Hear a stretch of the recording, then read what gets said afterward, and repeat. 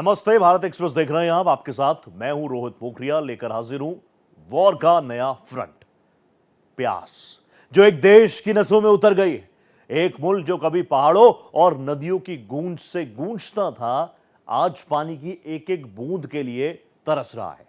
भारत की सरहद के बिल्कुल करीब एक नया संकट सिर उठा रहा है, एक ऐसा विवाद जो आने वाले वक्त में बड़ी चिंता का सबब बन सकता है। अफगानिस्तान में तालिबान और पड़ोसी ईरान के बीच पानी को लेकर टकराव अब खुलकर सामने आ चुका है। ईरान इस वक्त इतिहास के सबसे भीषण जल संकट से गुजर रहा है। 90% से ज्यादा इलाका सूखे की मार में है। नदियां दम तोड़ रही हैं, जमीन दरक रही है। लेकिन इस संकट की आग में अब तालिबान घी डालने का काम कर रहा है और अफगानिस्तान की तरफ से मिल रहे जवाबों ने तेहरान की बेचैनी को बढ़ा दिया है।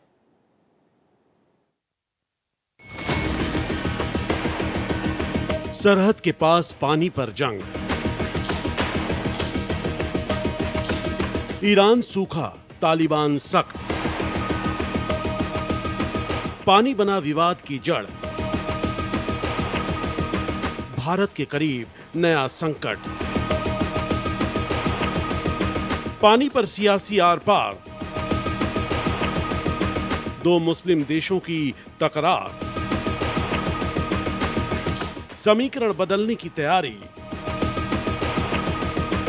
पानी पर बिगड़ी शांति।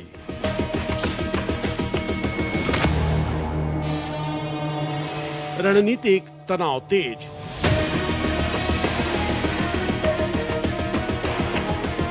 भारत की सरहद से सटे इलाके में एक नया विवाद गहराता दिख रहा है।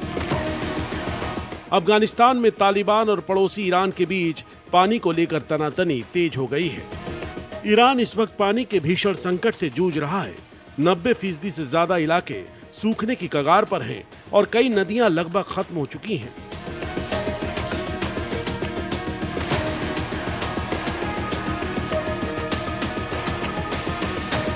ऐसे में तालिबान का रवैया तेहरान की मुश्किलें और बढ़ा रहा है। दरअसल तेहरान के एक अखबार जमहूरी इस्लामी ने हाल ही में तालिबान पर आरोप लगाया कि वह जानबूझकर ईरान की ओर जाने वाले पानी को रोक रहा है ताकि दबाव बनाया जा सके।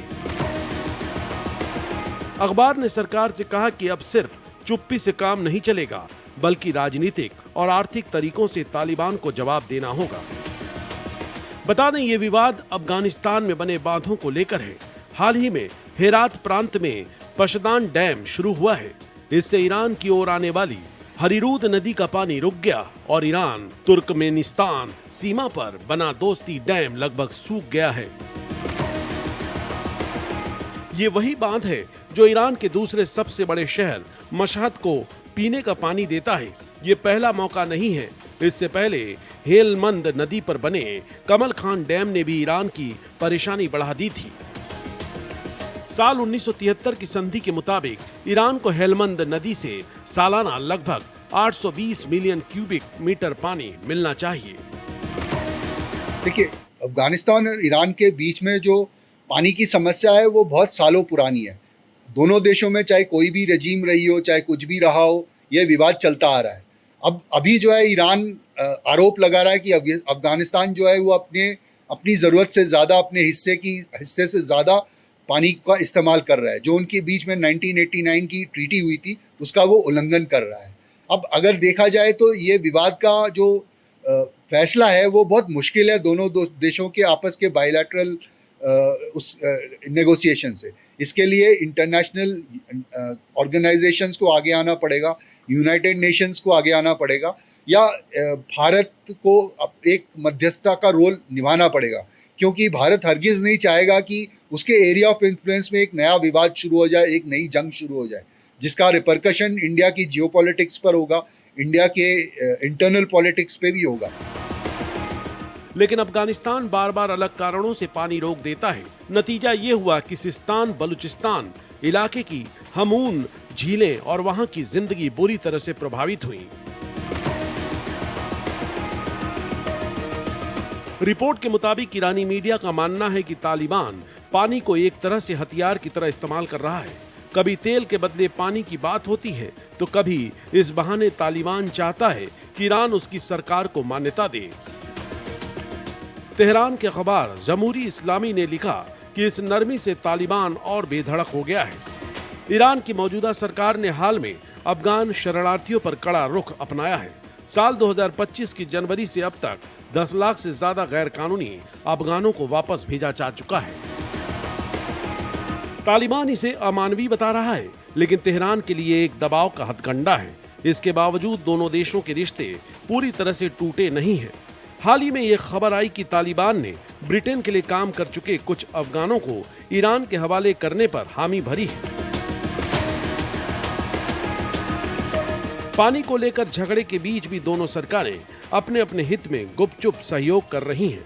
बता दें, पाकिस्तान और ईरान ने पिछले 2 सालों में लाखों अफगान शरणार्थियों को देश से बाहर निकाला था, जिसके बाद अफगानिस्तान के तालिबान शासकों ने अपने देश की नदियों और नहरों के पानी को अपने लोगों के इस्तेमाल के लिए पड़ोसी देशों में जाने से रोकने का प्लान तैयार किया है।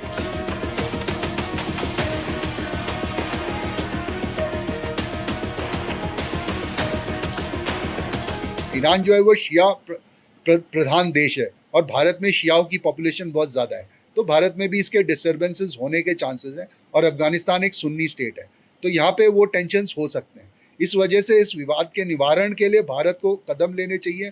दोनों देशों के एक मेज पे ले आके उनके बीच मध्यस्थता करके इस विवाद को एक लॉजिकल कंक्लूजन की तरफ ले जाना चाहिए। तालिबान के फैसले से पाकिस्तान, ईरान और उज्बेकिस्तान जैसे देशों की नींद हराम हो गई है। अफगानिस्तान की योजना अब अपने देश की नदियों और नहरों पर नियंत्रण स्थापित करने की है। रिपोर्ट के मुताबिक तालिबान सरकार ने साल 2021 में सत्ता संभालने के बाद बड़े पैमाने पर नहरों और बांधों के निर्माण की शुरुआत की, जिससे पड़ोसी देशों ईरान, पाकिस्तान और मध्य एशियाई देशों के साथ नए विवाद खड़े हो गए हैं। तालिबान का दावा है कि अफगानिस्तान को खेती और रोजमर्रा की जरूरतों के लिए खुद पानी की जरूरत है और इसलिए उसने पानी को लेकर कई प्रोजेक्ट शुरू किए हैं। तालिबान का कहना है कि पानी सुरक्षित करना उसकी संप्रभुता का हिस्सा है, लेकिन तालिबान के फैसले ने पड़ोसी देशों के साथ तनाव काफी बढ़ा दिए हैं। Bureau report, Bharat express. पानी जो जिंदगी की सबसे बुनियादी जरूरत है, अब 2 पड़ोसी मुल्कों के बीच टकराव की वजह बन चुका है। ईरान की प्यास और अफगानिस्तान की सियासत मिलकर एक ऐसे संकट को जन्म दे रहे हैं जो सिर्फ इन 2 देशों तक सीमित नहीं रहेंगे। ऐसे में सबसे बड़ा सवाल यह कि अगर यह विवाद बढ़ता है तो क्या इसका असर पूरे साउथ एशिया पर पड़ेगा, ग्लोबल साउथ पर पड़ेगा, और क्या भारत जो पहले से ही कई सीमाई तनावों में घिरा हुआ है, इस नई जियोपॉलिटिक्स से खुद को बचा पाएगा? आने वाला वक्त इस सवाल का जवाब जरूर देगा, लेकिन फिलहाल इस तनातनी के बढ़ते तापमान ने पूरे इलाके की चिंता को बढ़ा दिया है।